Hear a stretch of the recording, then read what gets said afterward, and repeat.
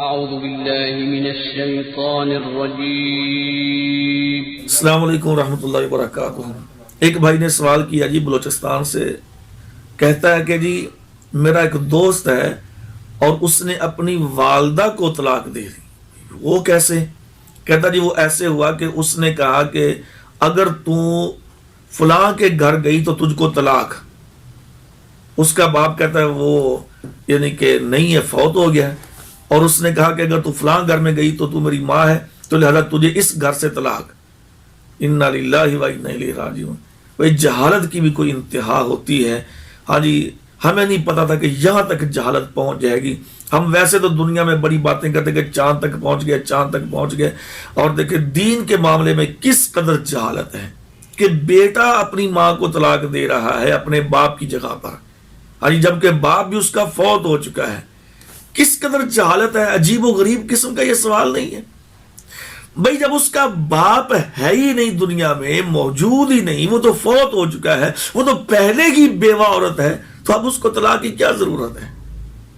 کس قدر یہ حیرانگی والی بات ہے۔ اور پھر دیکھو بیٹا اپنے پاس اختیار رکھے ہوئے ہے کہ جی میں تجھے اس گھر سے طلاق دے دوں گا۔ اور بھائی یہ بالکل جہالت ہے اور غیر شرعی ہے۔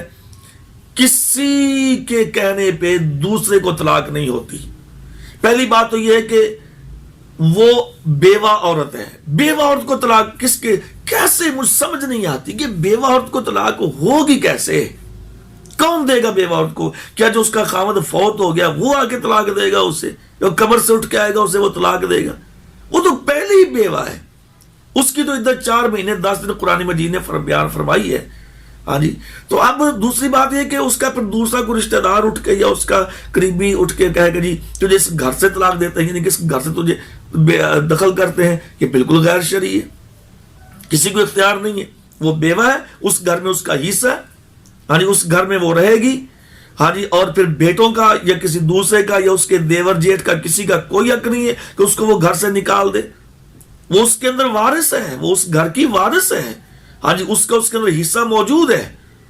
ہاں اگر خاوند اپنی زندگی میں اس کو طلاق دے جاتا تو پھر تو اس کی وارث نہیں بن سکتی تھی، لیکن اب وہ چونکہ بیوہ یعنی کسی کے نکاح میں وہ بیوہ ہوئی ہے، وہ آدمی اس کا فوت ہو گیا ہے، تو اب اس کا حصہ اس میں بنتا ہے۔ اور یہ جو بیٹے نے کہہ دیا اس کو، یہ بالکل غیر شرعی ہے، اس کو تو پکڑ کے جوتے لگانے چاہیے کہ ماں کے ساتھ یہ سلوک کیا جاتا ہے، تو یہ بالکل غیر اور جہالت ہے، اللہ کی قسم یہ جہالت ہے۔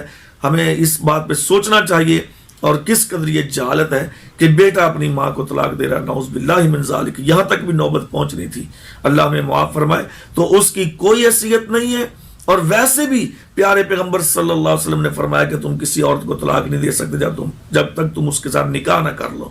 ہاں جی، تو یہ تو پھر بھی ماں ہے، ماں کے ساتھ تو نکاح بھی نہیں ہو سکتا، اللہ معاف کرے۔ اور پھر یہ اس کو یعنی کہ اپنے گھر سے نکال رہا، ہاں یہ بات ہے کہ اس کو گھر سے نکالے گا، اس کا جرم ہے، ہاں جی، اور اس کو اللہ کے ہاں اس کا جواب دینا پڑے گا کہ اس نے ماں کے ساتھ یہ زیادتی کی ہے۔ تو باقی یہ طلاق دینے کا اس کے پاس کوئی اختیار نہیں ہے، یہ جاہل آدمی ہے، اس کو پکڑ کے جوتے لگانے چاہیے ایسے۔